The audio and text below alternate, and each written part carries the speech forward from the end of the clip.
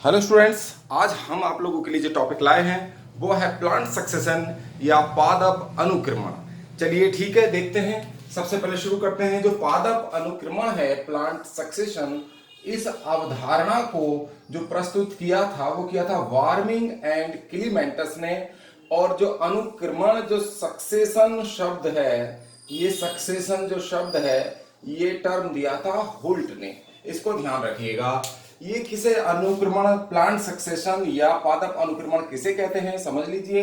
समय के साथ होने वाला वह अचक्रीय परिवर्तन है जिसमें विभिन्न पादप समुदायों में परिवर्तन होते हुए एक स्थायी पादप समुदाय का विकास होता है, उसे हम पादप अनुक्रमण कहते हैं। देख लीजिए कि देखिए समय के साथ साथ, जैसे मान लीजिए अगर तालाब में या पर्वतीय क्षेत्र में अगर अनुक्रमण होना होता है तो सबसे पहले छोटे पौधे उसमें उगेंगे और छोटे के बाद थोड़े बड़े होते जाएंगे और दूसरी प्रजाति जब आ जाती है, पहली प्रजाति को हटाकर दूसरी प्रजाति के पौधे और दूसरी प्रजाति के पौधों को हटाकर अगली प्रजाति के पौधे आ जाते हैं और एक नए पादप समुदाय का निर्माण हो जाता है क्रमवार, और एक पूरे वन क्षेत्र का निर्माण इस प्रकार हो जाता है। इसे हम पादप अनुक्रमण कहते हैं। किस प्रकार जो हमें अब इस समय घने जंगल और वन दिखाई दे रहे हैं वो वास्तव में पहले ना तो पहले घने जंगल थे और ना घने वन थे। वो क्या थे? तालाब आदि थे, बड़े बड़े झीलें थी जिनमें पहले छोटे छोटे शैवालों ने जन्म लिया। शैवालों को हटा करके उसमें जलीय ब्रायोफाइट और टेरिडोफाइट्स आ गए, फिर कीचड़ वाले और जलीय जल निमग्न सबमर्ज्ड जो आइकोर्निया और जलीय पौधे उन्हें उसमें जगह ली, और जलीय पौधों को हटाकर फिर उभयचर पौधे आए और उभयचर पौधों को हटा करके ऐसे पौधों ने जन्म, मार्शी या दलदली क्षेत्र में जमने वाले पौधों ने जन्म लिया। और धीरे धीरे वो इन पौधों के अवशेषों से ही क्या है, धीरे धीरे आते हुए क्या है, वहां पर दलदली क्षेत्र बन गया और उनके जो पौधे के अवशेष थे वो धीरे धीरे तालाबों को पाटते रहे और उसकी गहराई को कम करते रहे, और इस तरह से एक वन समुदाय या वन्य पारितंत्र का निर्माण हो गया। इसे हम क्या कहते हैं? जल क्रमक अनुक्रमण। चलिए देखते हैं। पहला है, ये दो प्रकार से हम दो प्रकार ले रहे हैं, जल क्रमक अनुक्रमण और मरुक्रमक अनुक्रमण। तो पहला है आज जल क्रमक अनुक्रमण के बारे में आज बता रहे हैं। तो हाइड्रोस्फीयर अनुक्रमण या जल क्रमक अनुक्रमण किसे कहते हैं आज समझेंगे।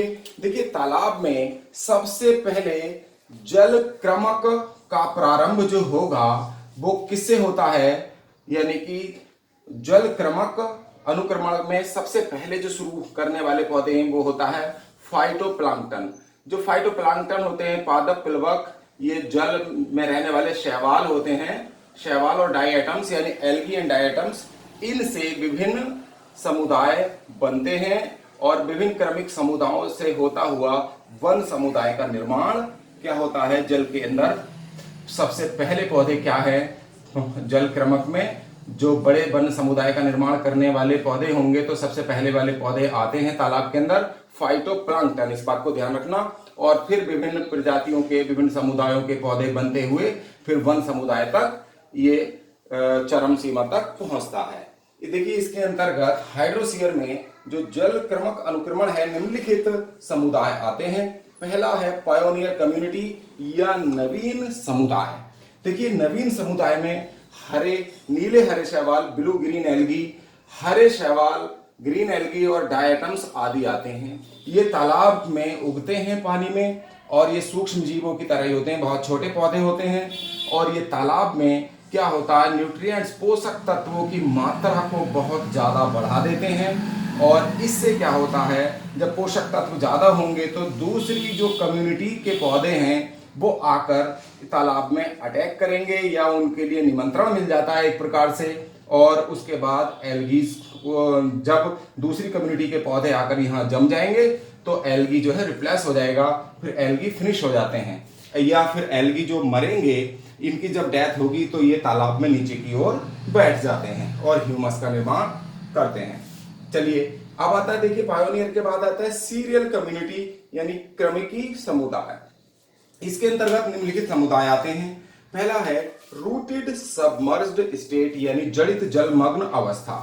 ये जो हमने बताया अभी शैवाल आदि हैं, तो पहले है, तो शैवाल के बाद जब ये दूसरी जो कम्युनिटी आएगी यहाँ पर ग्रो करने के लिए, वो है हाइड्रिला, जलीय पौधा, पूरी तरीके से जल में डूबे हुए पौधे होते हैं ये, बेलिसनेरिया और पोटामोजेटोन आदि। ये जो पौधे हैं, ये हाइड्रिला, बेलिसनेरिया, पोटामोजेटोन आदि, ये पूरी तरीके से जल में डूबे हुए रहने वाले पौधे होते हैं। पूर्णतः इनको सबमर्ज्ड प्लांट कहते हैं। ये रूटेड होते हैं, रूट द्वारा कीचड़ में धंसे रहते हैं।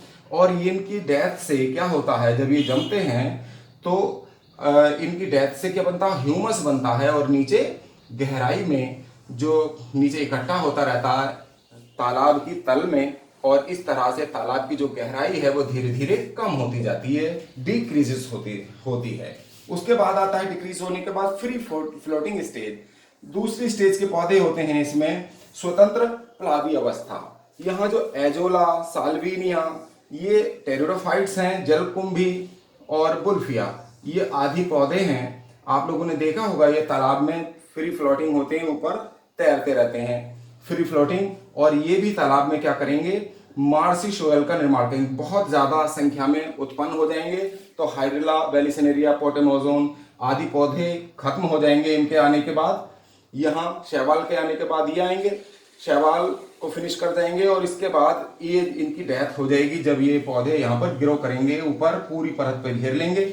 और इस प्रकार तालाब में इनकी संख्या बहुत ज़्यादा होने से ये तालाब को क्या बना देते हैं, दलदली भूमि में बदल देते हैं, यानी दलदल जैसा क्षेत्र बना देंगे। उसके बाद आता है रीड स्वैम्प स्टेज। इस अवस्था में लेमिनेरिया, एजिटेरिया, मोनोक्वेरिया आदि जो पौधे हैं, इनसे मार्सी सोयल यानी दलदली भूमि बन जाएगी, और दलदली भूमि क्या हो जाएगी, सूख जाएगी इन पौधों के उत्पन्न होने से। ये कुछ ज्यादा ही जल अवशोषण हो जाता है यहाँ पर। उसके बाद आता है सेजमेडो स्टेज। उभयचर पौधे जो होते हैं, जो जल और थल दोनों में रहते हैं, यानी कीचड़ में भी रह सकते हैं। साइपेरस है, खस है, जूरिनियम है और रेननकुलस आदि पौधे हैं। ये क्या करते हैं, जब उसके बाद इनके बाद ये पौधे दलदली भूमि थोड़ा सा ड्राई होगी, तो उस ड्राई भूमि में क्या है, ये पौधे उगेंगे और कंप्लीटली सोयल का निर्माण कर देंगे, पूरी तरीके से सुखाकर बना देंगे, जमीन बना देंगे। और उसके बाद क्या होता है देखेंगे, अभी आपको बताया कि रीड स्वैम्प स्टेज में क्या होगा, लेमिनेरिया, सेजिटेरिया, मोनिकेरिया, मार्शी सॉइल को ड्राई कर देंगे। उसके बाद उभयचर पौधे आएंगे सेजमीडो स्टेज में, साइप्रस, खस, जोरिनियम, ये कंप्लीटली सॉइल का फॉर्मेशन कर देंगे, पूरी तरह से मिट्टी का निर्माण करेंगे, मृदा का। फिर आती है वुडलैंड स्टेज यानी वनस्थली अवस्था। इसमें अर्जुन, जामुन, आम, नीम, अमलतास आदि पौधे जमकर एक वन्य क्षेत्र का निर्माण करेंगे। इसके बाद आता है देखिए सी टॉपिक है क्लाइमेक्स कम्युनिटी। और क्लाइमेक्स कम्युनिटी क्या होता है, चरम समुदाय होता है। इसमें क्या है, ये जो प्लांट्स आदि बने हैं, ये वन्य क्षेत्र बना है, ये पर्यावरण के साथ संतुलन स्थापित कर लेते हैं, और इस प्रकार एक स्थिर समुदाय का निर्माण हो जाता है। इस प्रकार के अनुक्रमण को हम क्या कहते हैं, प्लांट सक्सेशन का हाइड्रोसियर या जल क्रमक अनुक्रमण कहते हैं। अब देखिए इसको हम चित्र के माध्यम से इसको समझाते हैं।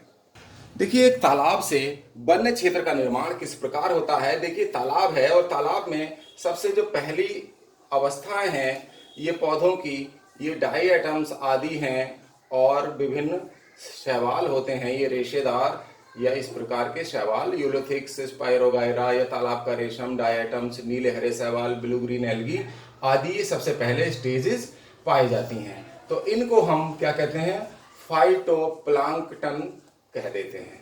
ये फाइटोप्लांक्टन होंगे, यानी कि सबसे पहले पौधे होते हैं ये। यहीं से हाइड्रोसियर का यानी कि जल क्रमक अनुक्रमण का प्रारंभन होता है। उसके बाद देखिए पादप प्लवक के बाद प्लांट में जो दूसरी कम्युनिटी आएंगी वो आएंगी हाइड्रिला। ये जमीन में क्या होता है, ये जो तालाब की सतह होती है यहाँ पर क्या है, ये पौधे हाइड्रिला है, बेलिसनेरिया है, ये पौधे कीचड़ में इनकी जड़ें धसी रहती हैं और पूरी तरीके से जल में डूबे हुए पौधे होते हैं। और ये क्या है, बेलिसनेरिया है, ये बेलिसनेरिया पौधा है, और ये हमने बेलिसनेरिया बना दिया, इसको हाइड्रिला बनाया। तो ये दूसरे पौधे हैं जो इसके बाद जो स्थिति आती है बेलिसनेरिया की और इनकी। तो ये वाले पौधे कहलाते हैं। ये वाली कौन सी स्टेज कहलाएगी? क्योंकि जो पौधे हैंगे रूटेड सबमर्ज्ड स्टेज आ जाएगी, इसको कहेंगे हम rooted submerged stage. Submerged stage हो जाएगी, यानी कि जड़ित, यानी कि इसमें जड़ें जो होंगी पूरी तरीके से रूटेड होंगे ये, और क्या होंगे? सबमर्ज होंगे, पूरी तरह से डूबे हुए होंगे ये पौधे, हाइड्रिला और बेलिसनेरिया आदि। ये आप लोगों को बताया। उसके बाद आता है free floating stage. Free floating stage में कौन से पौधे आते हैं? जलकुंभी, गुल्फिया आदि। ये जलकुंभी जो होती है ये पूरी तरीके से क्या होते हैं? ये पौधे पानी की सतह पर तैरते रहते हैं। आप लोगों ने देखा होगा, सभी जुड़े हुए होते हैं आपस में। ये जलकुंभी आ गया, और ये क्या है? ये तैरने वाले पौधे हैं। जलकुंभी हो गया। जलकुंभी के बाद दूसरा पौधा गुल्फिया भी इसी प्रकार का पौधा होता है, लेकिन यहाँ हम सिर्फ एक ही पौधा बना रहे हैं क्योंकि यहाँ फिर चित्र थोड़ा सा कम रह जाएगी स्थिति। तो कोई बात नहीं, कोई भी एक चित्र बना सकते हैं। तो ये जलकुंभी और ये है फ्री फ्लोटिंग स्टेज। तो ये वाली तीसरी स्टेज हो जाएगी, फ्री फ्लोटिंग स्टेज आ जाएगी। थोड़ा सा और ऊपर करते हैं जिससे कि चित्र ठीक से दिख जाए आपको। ठीक है, ये हो जाएगी फ्री फ्लोटिंग स्टेज, यानी कि स्वतंत्र रूप से तैरने वाले पौधे जगह लेंगे। देखिए यहाँ क्या होगा, सबसे पहले फाइटोप्लैंक्टन होते हैं, ये बहुत ज़्यादा मात्रा में ग्रो करेंगे। तो क्या होगा? पोषक तत्वों की, पोषक पदार्थों की मात्रा इस जल में बढ़ जाएगी। तो इनकी जगह लेने के लिए आएंगे rooted submerge plant. Rooted submerge plants भी अधिक मात्रा में हो जाएंगे। तो इसके बाद आती है stage free floating stage. Free floating stage आने के बाद क्या होता है? ये पूरे एरिया में, यानी पूरे को घेर लेंगे, कवर कर लेंगे तालाब को, और कवरिंग हो जाएगी। तो क्या होता है? एक दलदली भूमि का निर्माण होता है। फिर आता है, देखिए, रीड स्वैम्प स्टेज में लैमिनेरिया आदि पौधे आते हैं। फिर आती है रीड स्वैम्प स्टेज, इसमें लैमिनेरिया आदि पौधे आएंगे। ये लैमिनेरिया हो गया, लैमिनेरिया आ गया। और ये कौन सी स्टेज हो गई? रीड स्वैम्प स्टेज हो गई। इसको कहेंगे रीड स्वैम्प स्टेज। ये दलदली भूमि का निर्माण हो जाएगा एक तरीके से, मार्शी सोयल बनाएंगे। ये सोयल को क्या करेंगे? मार्शी बना देंगे, मार्शी सोयल। ये जमीन कैसी हो जाएगी? मार्शी हो जाएगी। और उसके बाद लेमिनेरिया है और मोनोकेरिया है आदि पौधे हैं। फिर आती है सहज मीडो स्टेज, जिसमें साइप्रस और खस आदि पौधे आते हैं। ये साइप्रस आदि पौधे आएंगे। ये उभयचर पौधे होंगे, यानी कि जल और थल दोनों में उगेंगे। ये साइप्रस आदि पौधा हो गया, ये साइप्रस हो गया, साइप्रस। और साइप्रस पौधे कौन सी वाली स्टेज में आएंगे? सहज मीडो स्टेज में। ये स्टेज कौन सी हो जाएगी? सहज मीडो स्टेज। सहज मीडो स्टेज आ जाएगी। और सहज मीडो स्टेज के बाद जो लास्ट स्टेज है वो वुडलैंड स्टेज आ जाएगी, वन स्थली अवस्था। यानी कि उसके बाद क्या होगा? वन, ये जमीन का निर्माण हो जाएगा और वन्य क्षेत्र बन जाएगा। इससे क्या होगा? बड़े बड़े वृक्ष बन जाएंगे। तो लास्ट वाली जो होगी वो वुडलैंड स्टेज कहलाएगी। ये वुडलैंड स्टेज इस प्रकार बन जाती है। तो ऐसे ही ये क्या है? हाइड्रोसियर का एक चक्र है। हाइड्रोसियर यहाँ से यहाँ तक सोयल से हाइड्रोसियर सक्सेशन हो रहा है। ये हाइड्रोसियर सक्सेशन यानी कि जल क्रमक अनुक्रमण हुआ है। यहाँ से इन पौधों की जगह रूटेड सबमर्ज प्लांट लेंगे, रूटेड सबमर्ज प्लांट की जगह फ्री फ्लोटिंग, और उसके बाद रीड स्वैम्प स्टेज आएगी जिसमें लेमिनेरिया आएगी, मार्सी सोयल में बदल देंगे। और उसके बाद आएगी सहज मीडो स्टेज, जो उभयचर पौधे आएंगे जल और थल दोनों में रहने वाले कीचड़ में। और ये फिर क्या करेंगे? ड्राई करेंगे मिट्टी को, और ड्राई करके एक सॉइल का निर्माण करेंगे। ये पूरी तरीके से कवर अप और सब पूरी सतह को घेरने वाले फ्री फ्लोटिंग प्लांट होते हैं, जैसे लेमिनेरिया है, गुल्फिया आदि पौधे होते हैं। ये आइकोर्निया, इसको आइकोर्निया भी कहते हैं जलकुंभी को। तो ये जो पौधे हैं ये पूरी को कवर करके दलदल बनाएंगे, और जो दलदल को सुखाने का काम लेमिनेरिया आदि पौधे करेंगे। और सहज मीडो स्टोर पूरी तरीके से क्या करेंगे, मिट्टी को ड्राई कर देंगे और इस प्रकार जब ड्राई मिट्टी हो जाएगी तो इसमें वुडलैंड प्लांट आ जाएंगे। आम, नीम, जामुन आदि जो बड़े वृक्ष हैं उसकी जगह ये ले लेते हैं। और ये जो इन पौधों के जमने से ही ये सब क्या करते हैं, पूरे सब इनकी डेथ और डिके से ह्यूमस बनता रहता है। और जब ये पौधे गल कर सड़ कर मृत्यु होने के बाद नीचे की ओर गिरते रहते हैं और ये तालाब क्या हो जाता है, मार्शी या दलदली बन जाता है, यानी कि पट जाता है और इसमें से पानी समाप्त हो जाता है और पूरी मिट्टी का निर्माण इस प्रकार होता है। और कैसे वन क्षेत्र बन जाता है एक वर्षों में, कई वर्षों में, इसमें कई सौ वर्ष भी लग जाते हैं एक तालाब से पूरे वन क्षेत्र यानी वुडलैंड स्टेज आने तक। तो आज आप लोगों को ये टॉपिक कैसा लगा? आप लोगों को निश्चित रूप से पसंद आया होगा। और जो मरुकृमक जो है उस टॉपिक को हम कल बताते हैं। मरुकृमक किस प्रकार से मरुकृमक पौधे यानी कि मरुकृमक पौधों का अनुक्रमण होता है, यानी कि जीरोफिटिक प्लांट्स या जीरोफाइट्स का निर्माण किस प्रकार हुआ है या कैसे बने हैं वो, और किस तरीके से मृदा का निर्माण हुआ है। तो इस बारे में कल को डिस्कशन करेंगे। आज अगर आपको टॉपिक पसंद आया तो लाइक कीजिए, शेयर कीजिए और कमेंट बॉक्स में जाकर कमेंट करिएगा। और जिन्होंने हमारे अभी तक चैनल को सब्सक्राइब नहीं किया है तो आज ही हमारे चैनल को सब्सक्राइब कर लें, जिससे कि आने वाले वीडियोज़ की नोटिफिकेशन आपको समय पर मिलती रहे। आपका बहुत बहुत धन्यवाद। आपका मंगल हो।